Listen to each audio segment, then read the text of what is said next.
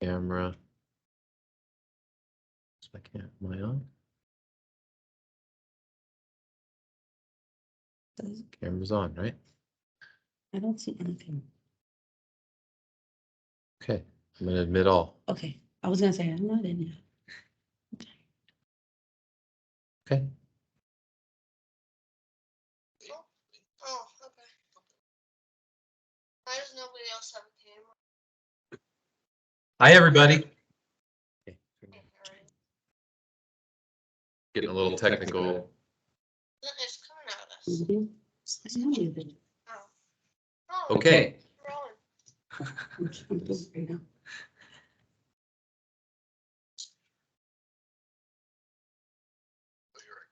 All right. How's everybody doing today? Good. Can you hear me, Paul? Yep, we can hear you now. Okay, can you see the slide that says big red button? Yep. Okay, awesome. That just is reminding me to record the session.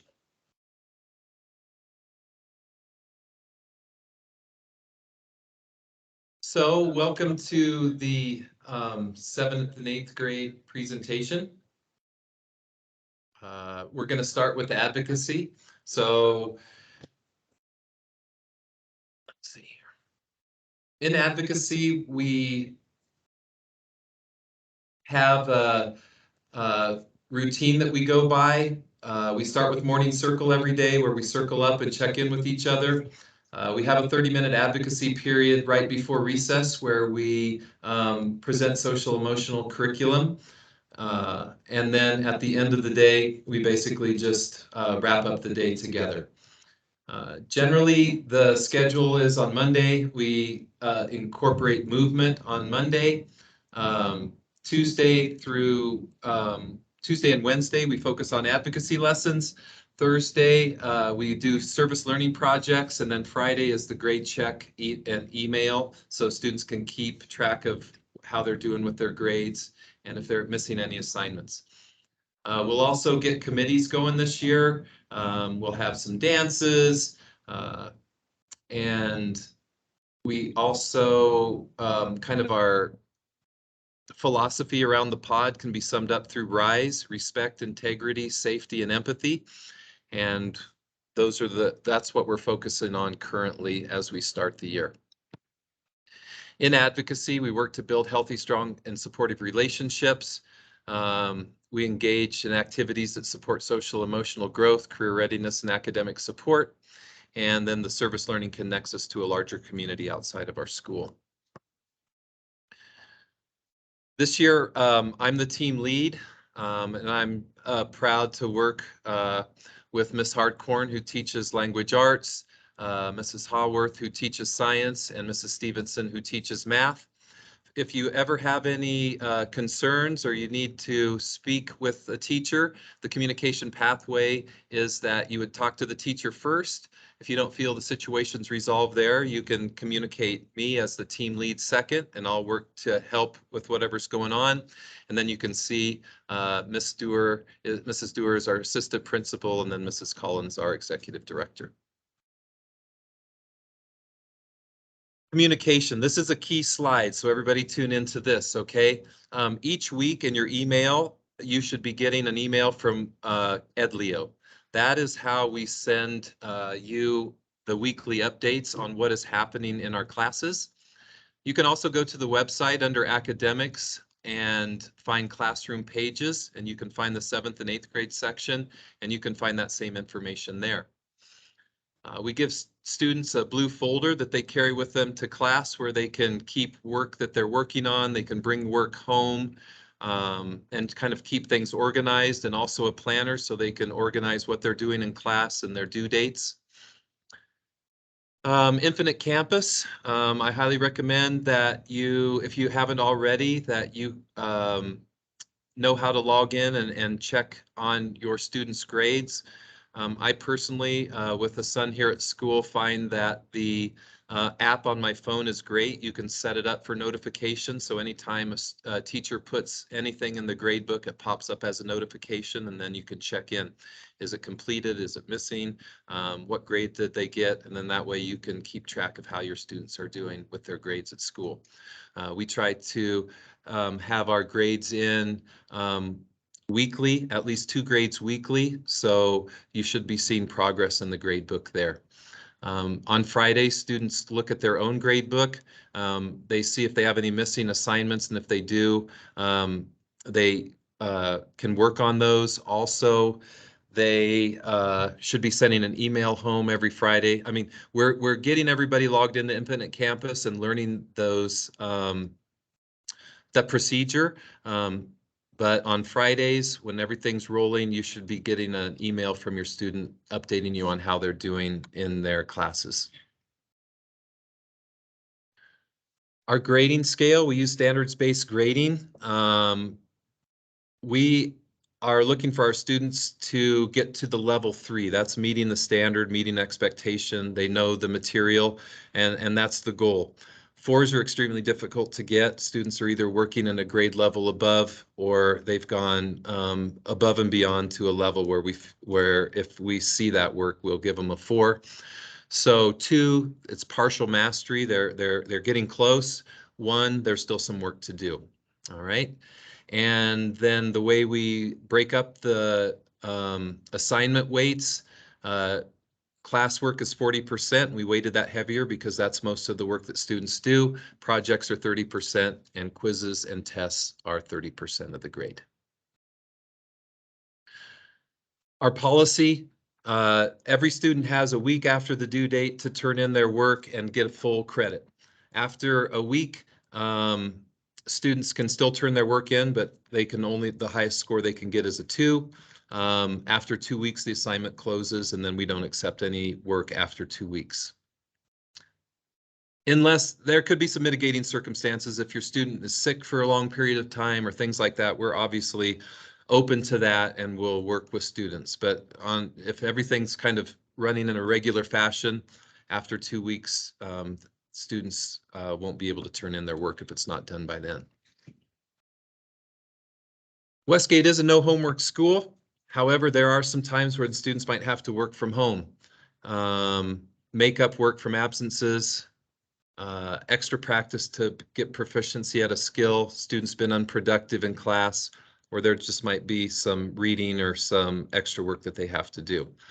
You'll see more probably work from home in 8th grade, just as we try to prepare students to be ready for high school, and I think every high school has homework. So we want our 8th graders to kind of be prepared for that. This is an exciting new thing we have this year. It's called Academic Success Lab, and for 30 minutes after lunch every day, students have a chance to work on homework, work with teachers one-on-one, and catch up on work. So even if they did miss school or they have extra work to do, we work on that. We give them that time to complete their work. If there's a birthday, hey, bring in snacks, but make sure it's store-bought. We know that it's packaged. We know what the ingredients are, and we stay away from any allergic reactions.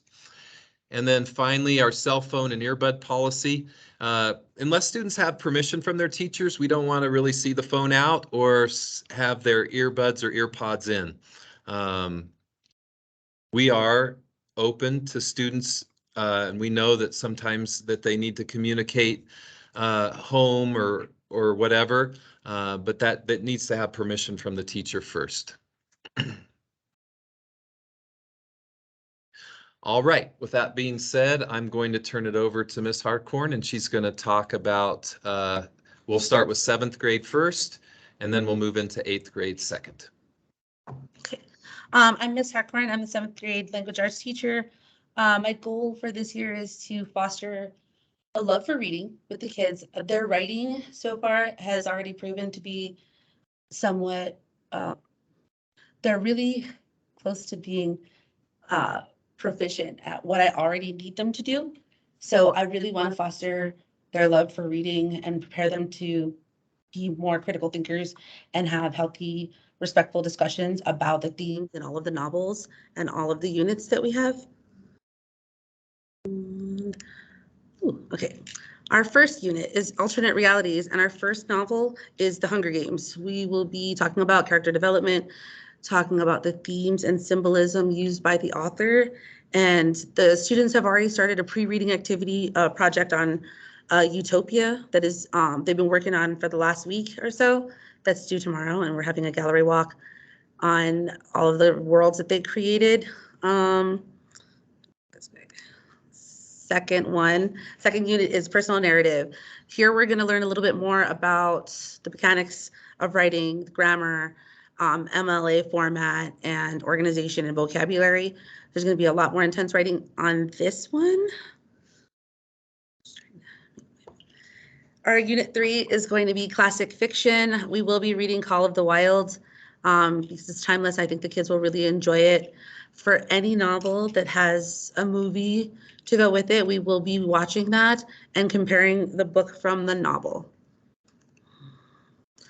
Okay, unit 4 will be biographies.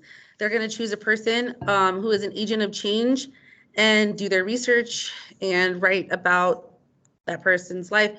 Again, we'll be doing this paper based on MLA standards. And I made this slide 2 units in 1 slide. Our 5th unit is going to be argument, and our 6th unit is going to be a choice novel where they'll get to choose an unread book that they can do some of the same skills we did with the previous novels. We're doing 8th grade now. Oh, sorry. All right, 7th grade now.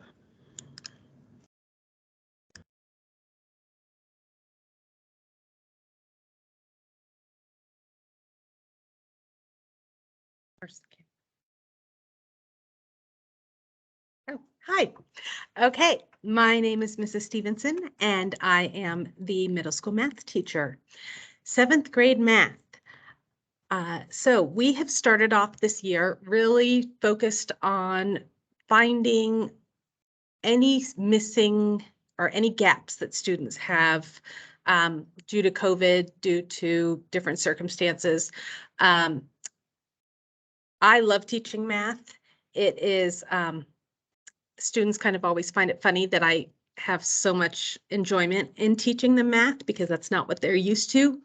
I'm really focused on making sure that they all know that learning comes from making mistakes, that they can all be mathematicians, that when they do make mistakes, their brain grows. And in addition, I'm really focused on making sure that they become problem solvers and perseverant thinkers. I have become a huge proponent of a pedagogy called Building Thinking Classrooms, which encourages student engagement. And we do that by using random groups of 3 working at non-permanent surfaces on whiteboards and doing thinking tasks. And so the kids have had several different challenges that they've worked on. This week we did one called the unusual calculator, and the students had to find all the numbers from -11 to 9 where they using only -1, -2, -3, and -5 with adding and subtracting. And they enjoyed that challenge very much. It was super fun. Here are our units for the year. The first one, we are working right now on adding and subtracting positive and negative numbers, and we are going to move into more fractions and decimals with positives and negatives next week.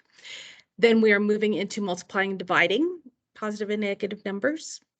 That's quarter 1, which we are almost halfway through already. Quarter 2, we are going more into algebra, where we are moving into expressions and equations and inequalities. In quarter 3, we are going to do a ton with ratios and proportions. That is probably the most important standard for 7th grade in terms of helping prepare them for both 8th grade math and algebra. We will also do a really fun project with percents and markups and discounts and interest, where the students have to make their own taco truck and build a little food truck business. And then we will move into probability, and in quarter 4, we will do mostly geometry with some statistics built in. If anybody ever has any questions, my door's totally open. And just as another FYI, I think students know that in my class, they all do math. They are not allowed to get out of doing math. And so I would imagine your student can probably already tell you that.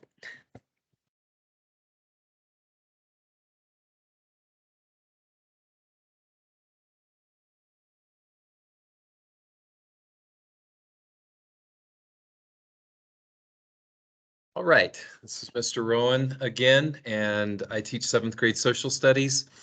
We build upon what students have done in 6th grade, where they studied and learned about the ancient cultures of the Western Hemisphere, the Mayan, the Inca, the Aztec, and we're applying some of those same skills and some of that same knowledge to the Eastern Hemisphere. So we look at the old ancient river civilizations, Egypt, Mesopotamia, China, to name a few. And we try to understand the modern impact of ancient civilizations, how those civilizations grew and developed, and how they still impact our worlds today. The first unit, we give a basis for studying these civilizations. So we look at the 5 themes of geography, and we look at characteristics of civilizations, which are abbreviated with GRAPES: geography, religion, achievements, politics, economics, and social structure. And then we apply that to each of the civilizations. There's a lot about the legacies of early civilizations. So we start with Mesopotamia, which we're in right now. We'll move into Egypt, and we'll do all those as a class. And then at the end, students can choose any civilization that they want to create, and it's a museum project. So they'll create a brochure that's describing the museum on whatever that civilization is. And then they'll pick one specific part of that civilization, and they'll create an artifact from it. And then we'll have like a museum exhibit where everybody learns about each other's civilization, and it gives students a lot of choice, and that's where I think students really thrive, is when they get to choose what they get to study, and they get to go down that proverbial rabbit hole of interest that they have. I like to incorporate a lot of hands-on projects too. So today we just wrote in cuneiform the first written language from Mesopotamia on clay tablets, and those are drying as we speak.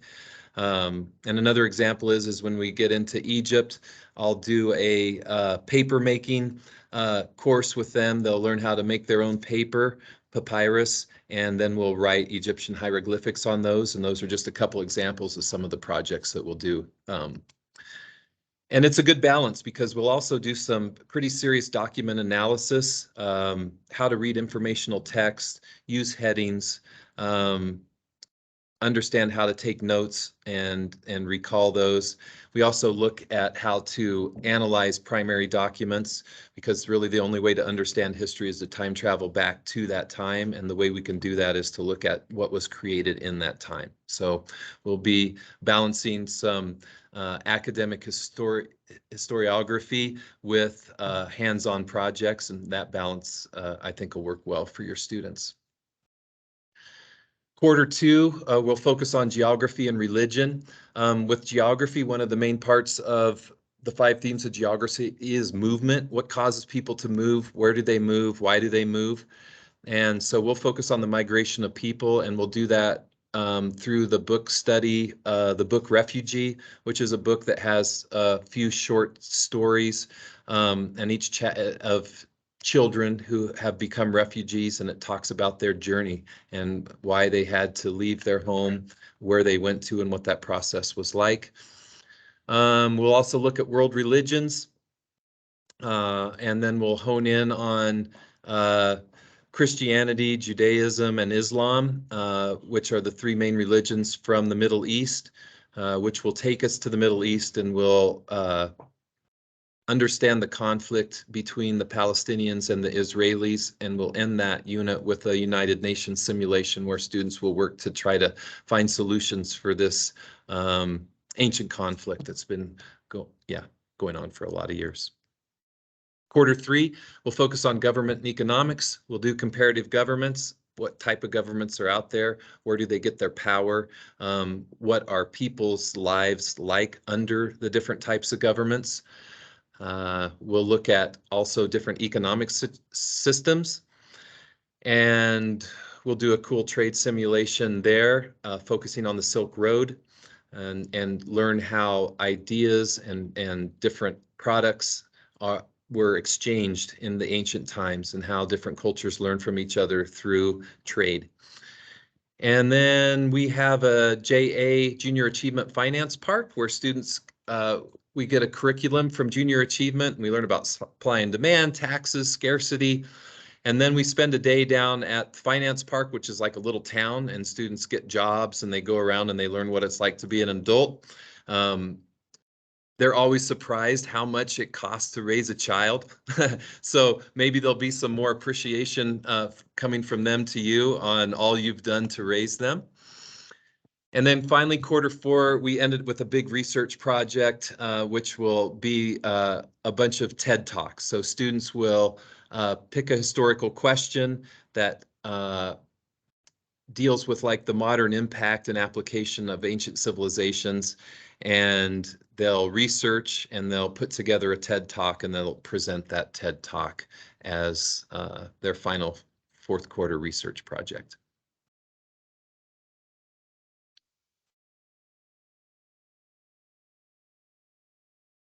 Hi, I'm Allie Howarth. I'm the science teacher here. So my goal is to create a welcoming environment where students feel safe to learn. I feel like it's an incredibly important thing for students to feel safe, welcome, a place where they can make mistakes. And so in science, we're all scientists, no matter what your student may think, they definitely are. And this year we are working off of the life science standards. So we're going to be doing biology, which I will dive into now. So we've already started on cells. We're learning cells for quarter 1. We're gonna hopefully have a fun cells project. I don't quite have it finalized just yet, but hopefully we'll be doing a lot of fun things building cells, and really just kind of like working through the processes of what is a cell, what all they do, and eventually ending on photosynthesis and respiration. For quarters 2 and 3, we're going to focus on molecular biology. I'm going to work chemistry in there somewhere, so we're hitting those as well. But I'm very excited for us to really be learning about DNA, RNA, genetics, and hereditary things. For quarter 3, I actually probably won't be here. I am pregnant, so I will be gone the end of January until about April, but I'll make sure our students are well set up and are learning all the things they're supposed to while I'm gone. For quarter 4, I'm really excited to be going over this. We're going to be doing ecosystems, energy flows, hopefully doing some fun field trips, really just like observing these for ourselves. And with my background being geology, I'm very excited to end with the geologic timescale, and just wrapping up life science this way.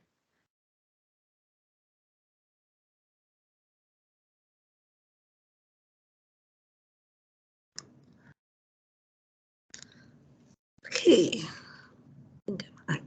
I'm going to jump into 8th grade language arts. Same thing with 7th grade. I really want to help foster a love for reading, the same that I have in these students, as well as help build, literature through writing, and prepare them for college, high school and college, high school first. Okay. Our first unit is realistic fiction. Most of the class will be reading The Hate U Give, and we have the optional novel of Wonder. The students have already started diving into elements of realistic fiction, themes, character development, lots of dialogue. We've talked a lot about that. We've read some articles and short stories, and we're actually writing some of our own short realistic fiction right now. The kids are doing really well with that and really invested. So they're already trying to sneak to the back of the classroom to start their novels. That makes me super excited for the rest of the year with them in reading. Our second unit is personal narrative, where they're going to be writing a lot more, focusing more on grammar, vocabulary, more of their deeper thinking and experiences for their writing. Okay, so Unit 3 is going to be Foundations and Literary Heroes. We're going to focus on the Trojan War and literary heroes and allusions that are seen throughout time. I have not narrowed down which novel we'll be using for the Trojan War. There's a bunch, but we will definitely this will lead into our next unit, which is short stories, and we'll be focusing a lot on Greek mythology, and they will eventually be creating their own mythology following the elements of classic mythology. A lot of 8th grade is them creating what they are either going to read or what they have read. So I'm excited to see that. Okay. We have 8 units altogether. I put 4 on one slide to save some time. We are going to be doing dystopian themes in Unit 5, which will be reading Divergent. In this book, we'll be exploring concepts of identity, freedom, authority, and society. Then our Unit 6 is Research and Argument, more focused on MLA format and like the mechanics and organization of formal writing and research. Unit 7 is Poetry. I will probably be sending another email and Edleo post home about some of the poetry that we'll be exploring, just because I feel that in 8th grade, I want to prepare them as much as I possibly can, with the literary exposure before they hit high school. The last unit is Shakespeare. We will be reading Romeo and Juliet, talking about what makes a tragic hero and what are the elements in Shakespearean literature that make them timeless.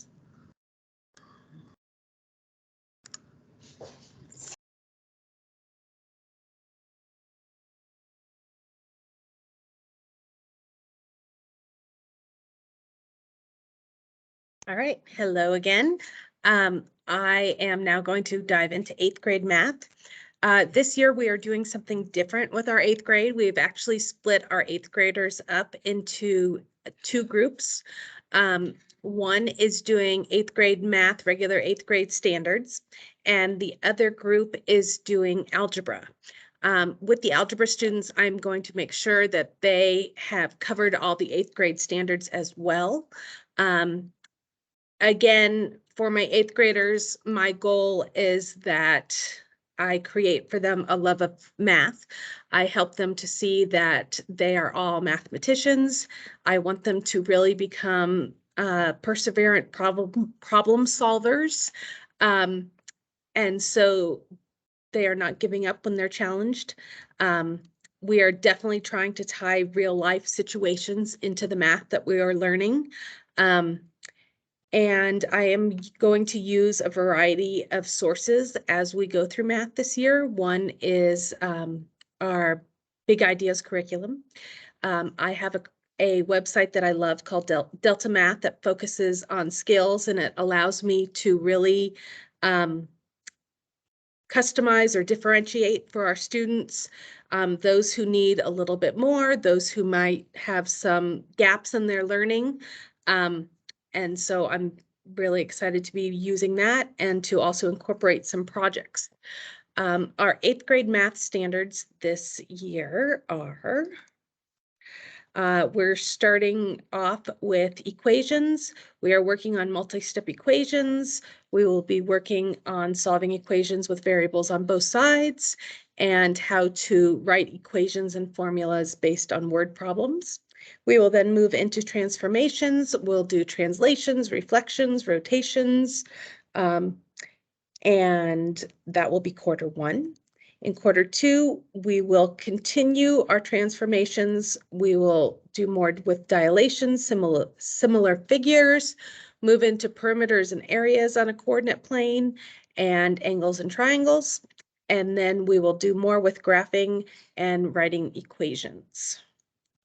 Quarter 3, we are going to be solving systems of linear equations, doing some data analysis, working with functions. And lastly, we will move into exponents and scientific notation. We'll talk about real numbers, Pythagorean theorem, and volume and similar solids. And so again, for my students that are then in algebra, we will be touching on all of those standards to make sure that students have that those foundational skills. And in addition, we will move into solving quadratic equations. And so they are going to be working more with factoring, substitution of quadratic formula. They're going to understand equations as functions. And that's about it in terms of our content. Algebra will have more homework this year. The students that I am working with in algebra so far are excited about the change, moving a little faster. And that's really all I have for math. If you have any questions about algebra, my door is always open. Please feel free to ask, but so far it's going well and the students are super excited about the change.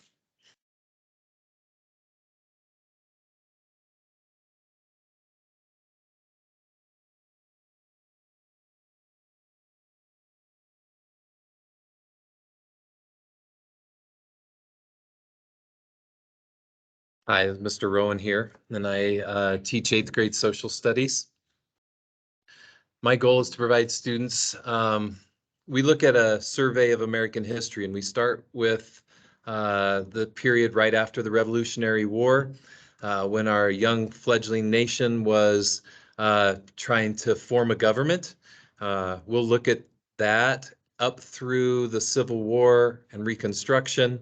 We'll also cover how America grew from 13 colonies to 50 states, and we'll look at that puzzle and how each of those kind of pieces came together to form what we know today as the United States.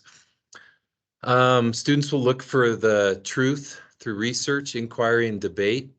The only way to do that and to understand history is to time travel back into history, and we do that by looking at primary sources to see and learn what was really going on in that time period.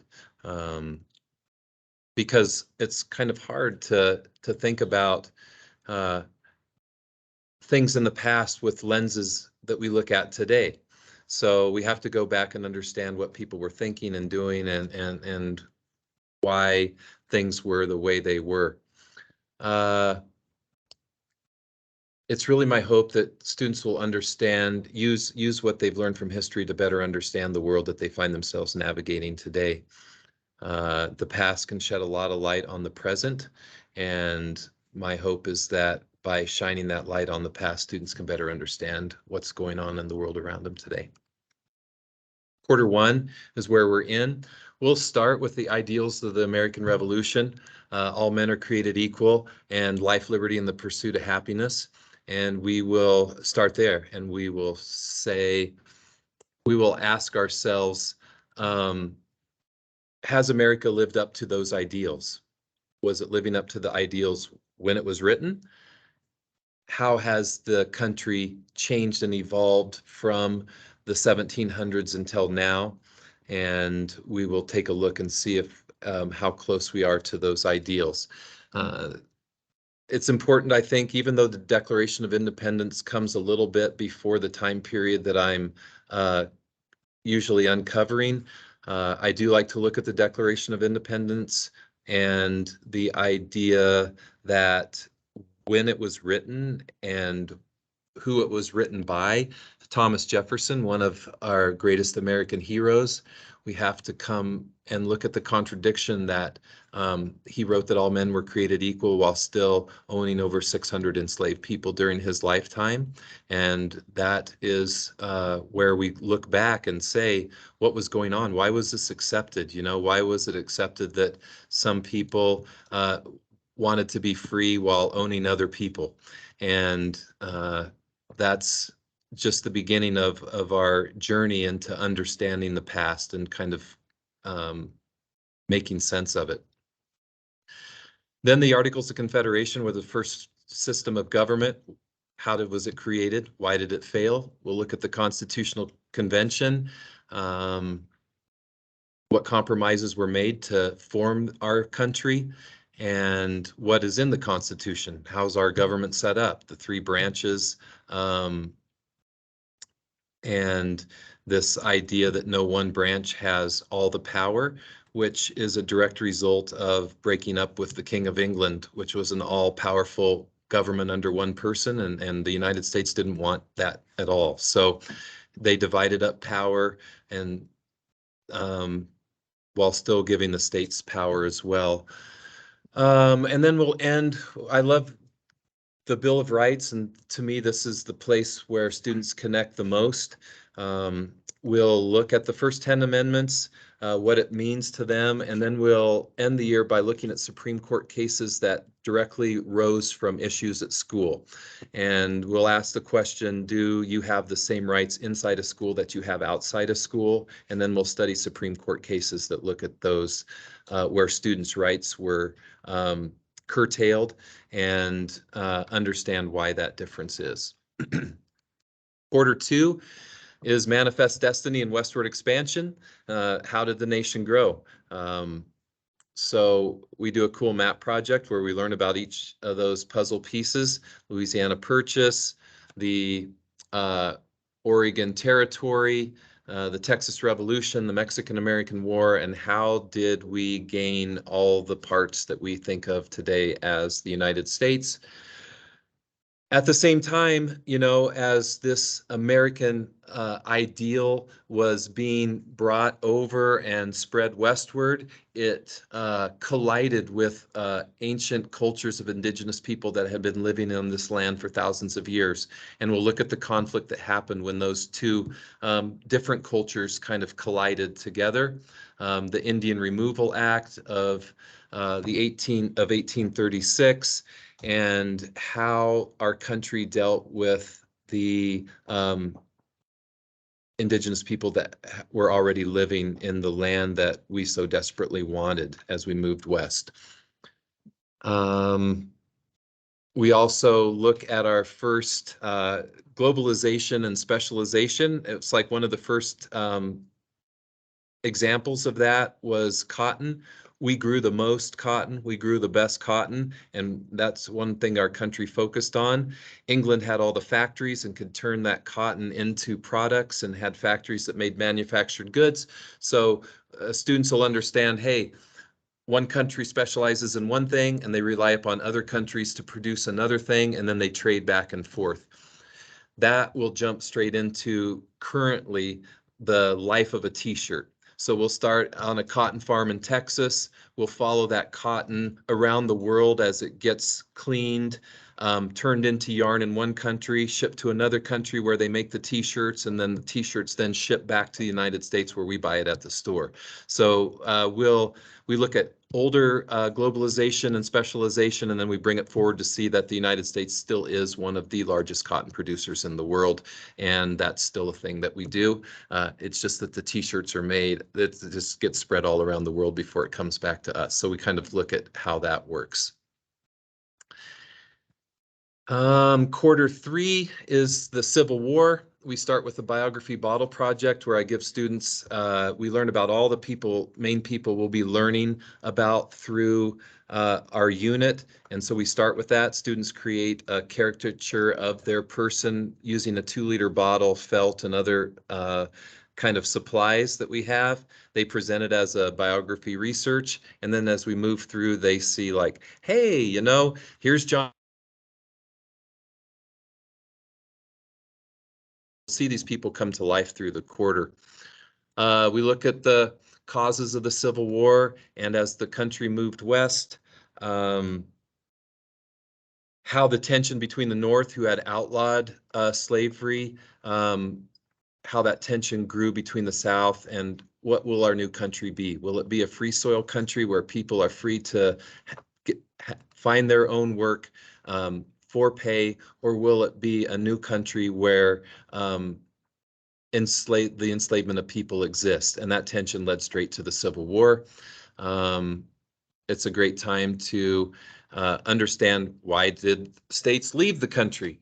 Well, we look at their secession documents. We'll look at Lincoln's speeches, the complicated history of the Confederate battle flag, and then we'll get into the Civil War. Each year I do have the 8th graders do a Civil War reenactment. They put on a huge fundraising dinner where everybody makes a dish from the 1800s. They put on skits. They sing songs of the Civil War. They come up with creative ways to teach the community about it. It helps them raise money for a Civil War reenactment where we join a couple other schools. 200 to 300 students are outfitted with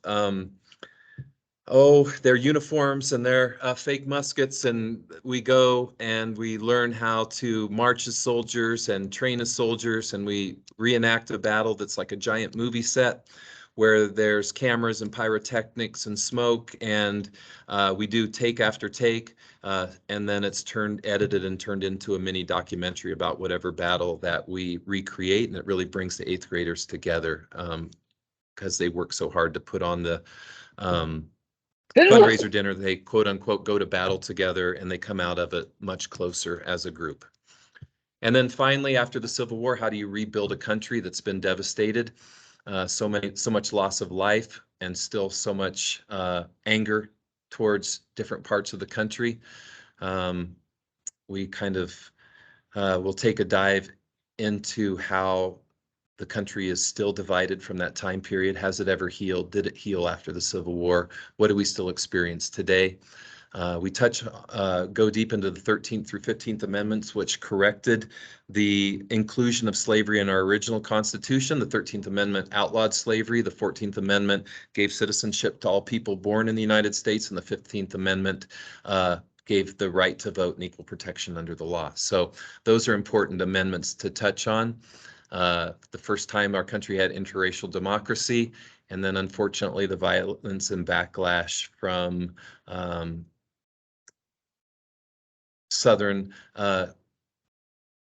Southern culture, who wanted to go back to the old ways and kind of snuff out this new birth of freedom that Abraham Lincoln talked about in his speeches. And now I'll pass it off to science.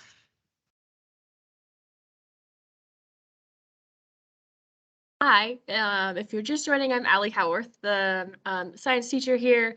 So my goal is to create a welcoming classroom environment where students feel comfortable and safe to make mistakes and really feel comfortable learning. This year, we're going to be focusing on being physicists and ecologists, really focusing on the oh gosh, I'm blanking on the standard, but we're mainly going to be focusing on physics this year for 8th grade. So for quarter one, we've already started on motion and forces, really learning about acceleration, velocity, those kinds of things. I'm hoping to have some really fun labs here, really just demonstrating all of those things. Moving into quarter two, we'll finish motion and forces, and then we're going to go into work and energy. So talking about kinetic, gravitational potential, energy, all of those fun things, making roller coasters and things like that. For our third quarter, we're going to learn about waves, just all things about waves, microwaves, things like that. For this quarter, I will not be here more than likely. I am pregnant, and so I will be gone from January to April, or the beginning of April, just in case you weren't here at the beginning to get that. But I'll make sure our students are well set up to succeed while I'm away. And then I will be back for our fourth quarter, which we will be going over ecology, so ecosystems, energy flows, and then I'm really excited to end the year on the geologic timescale, as my background is in geology. So it'll be a great way to end the school year this year.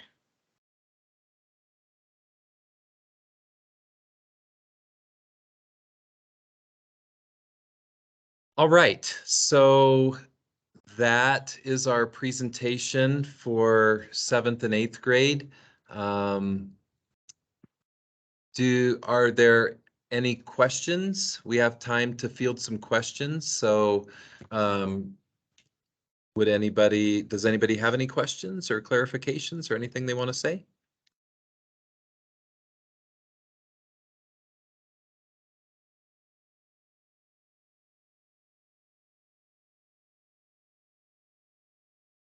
No, that was great. Thank you. You bet. You bet. I don't think we have questions here. All right. Well, thanks so much for joining us today. And like some of the teachers said, we're always open to communicate with you, to listen to you. If you have any issues, just email us, please. We're excited about this year. There's just awesome kids in 7th and 8th grade. We're really, really happy with how the year started, and we look forward to continuing on with the positive start that we've had. So appreciate you tuning in. And if you have any further questions or you think of something later, you can just send us an email. All right. Cool. Bye. Have a good evening, everybody. Thank you.